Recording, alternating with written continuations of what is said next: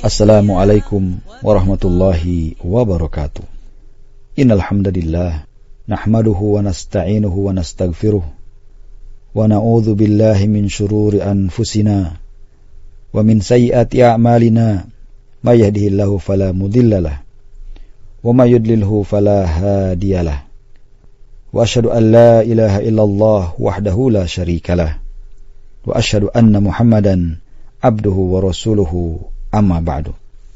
Saudaraku kaum muslimin rahimakumullah, Allah Subhanahu wa ta'ala telah berfirman di dalam surat Al-Baqarah ayat 273, A'udzubillahi minasyaitonirrajim, lil fuqara'il ladzina uhsiru fi sabilillah la yastati'una darban fil ardi yahsabuhumul jahilu aghniya'a minat ta'affuf ta'rifuhum bisimahum la yas'aluna an-nasa ilhafa wa ma tunfiqu min khairin fa innallaha bihi alim. Berinfaklah kalian kepada orang-orang fakir yang terikat oleh jihad di jalan Allah Subhanahu wa ta'ala. Mereka tidak dapat berusaha di bumi. Orang yang tidak tahu menyangka mereka adalah orang-orang yang kaya, karena mereka memelihara diri mereka sendiri untuk meminta-minta kepada orang lain. Kalian mengenal mereka dengan melihat sifat-sifatnya. Mereka tidak meminta kepada orang lain secara mendesak. Dan apa saja harta yang baik yang kamu nafkahkan di jalan Allah Subhanahu wa ta'ala, maka sesungguhnya Allah Subhanahu wa ta'ala Maha mengetahui. Saudaraku kaum muslimin rahimakumullah, dari ayat ini kita dapat mengambil beberapa faidah. Di antaranya yang pertama adalah Allah Subhanahu wa ta'ala telah menyebutkan 6 kriteria orang yang berhak memperoleh sedekah dari kaum muslimin. Dan ke-6 kriteria tersebut, yang pertama adalah orang yang fakir, yaitu orang yang tidak memiliki sesuatu apapun atau sedikit berkecukupan, namun tidak mampu mencukupi kebutuhannya. Dan termasuk dalam kriteria pertama ini adalah golongan orang-orang miskin, yaitu mereka memiliki kecukupan yang dapat memenuhi setengah kebutuhannya atau lebih, namun tidak seluruhnya. Yang kedua adalah du'afa, yaitu orang-orang yang tidak mampu berusaha karena lemahnya kondisi fisik. Orang-orang seperti ini lebih pantas mendapatkan sedekah dari kaum muslimin. Yang ketiga, yaitu orang-orang yang tidak meminta-minta, padahal dia adalah seorang yang miskin, yaitu orang-orang yang memelihara diri dari meminta-minta atau menjaga iffah mereka.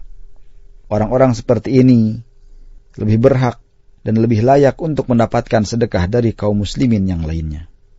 Yang keempat, yaitu orang-orang yang memiliki sifat simah. Artinya, adalah orang-orang yang memiliki tanda-tanda yang menunjukkan bahwa ia tergolong kepada golongan fakir dan miskin, dan ia sangat membutuhkan uluran tangan kaum muslimin, tetapi ia menjaga dari meminta-minta kepada mereka. Saudaraku kaum muslimin rahimakumullah, yang kelima adalah orang-orang yang tidak meminta-minta kepada orang lain, padahal ia sangat membutuhkannya. Dan yang keenam, yaitu orang-orang yang jihad di jalan Allah Subhanahu wa ta'ala, padahal dia dalam kondisi fakir. Maka orang-orang seperti ini lebih patut dan lebih berhak mendapatkan bantuan sedekah dari kaum muslimin yang lainnya. Inilah 6 sifat yang dapat menjadi panduan bagi kaum muslimin untuk memilih kepada siapa sedekah itu harus diberikan. Saudaraku kaum muslimin rahimakumullah, selanjutnya faedah yang kedua adalah tidak boleh memberikan sedekah kepada orang-orang yang sanggup untuk bekerja.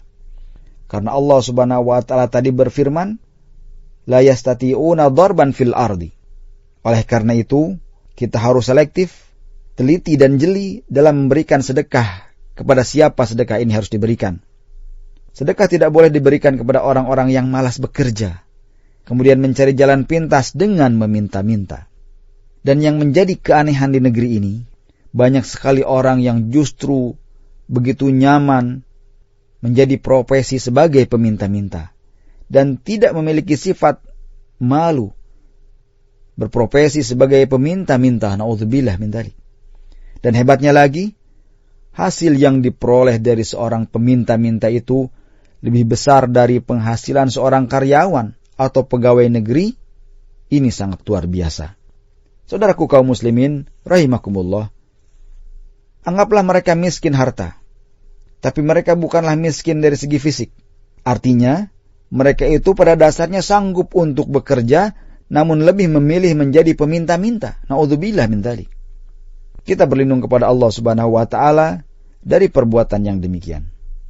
Selanjutnya pendengar, saudaraku kaum muslimin rahimakumullah, faedah yang ketiga, pada hakikatnya peminta-minta yang mungkin sering kita temui di jalanan tidak dapat dikatakan sebagai orang yang miskin, karena Nabi sallallahu alaihi wasallam bersabda, orang miskin itu bukanlah orang yang meminta-minta 1-2 kali makanan, akan tetapi orang miskin adalah orang yang tidak memiliki harta yang mencukupi dan malu untuk meminta-minta kepada manusia secara mendesak.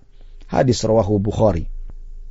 Faedah yang keempat, yaitu keutamaan ta'afuf, atau memelihara diri dari meminta-minta meski dalam keadaan miskin. Dalam hal ini, Rasulullah SAW juga menjelaskan keutamaan bagi orang-orang yang memiliki sifat ta'afuf. Dalam sabdanya beliau bersabda, barang siapa yang bersikap iffah, menjaga kehormatan diri, niscaya Allah Subhanahu wa taala akan menjaga kesuciannya. Hadis rawahu An-Nasa'i. Saudaraku kaum muslimin rahimakumullah, faedah yang kelima, maksud dari ayat yahsabuhumul jahilu aghniya'a minat ta'affuf, dalam ayat ini bahwa Allah Subhanahu wa taala memerintahkan kaum muslimin untuk memberi sedekah kepada mereka. Kemudian faedah yang keenam, pujian Allah Subhanahu wa taala kepada orang yang tidak meminta-minta kepada manusia. Karakter ini merupakan sifat orang-orang yang beriman. Namun pendengar yang dirahmati Allah Subhanahu wa taala, bagaimana hukum meminta kepada orang lain yang khususnya terkait dengan harta? Meminta harta kepada orang lain tanpa ada kebutuhan yang sangat darurat merupakan perkara yang diharamkan Allah Subhanahu wa taala, kecuali kita mengetahui bahwa orang yang diminta itu senang apabila ada orang yang meminta kepadanya. Jika demikian, maka tidak mengapa meminta kepada orang tersebut. Bahkan meminta kepadanya dapat bernilai pahala dikarenakan hal itu termasuk perbuatan yang menyenangkan hati saudaranya. Allah Subhanahu wa taala mengetahui segala kebaikan yang dikerjakan hamba-hambanya. Wallahu ta'ala alam. Wassalamualaikum warahmatullahi wabarakatuh.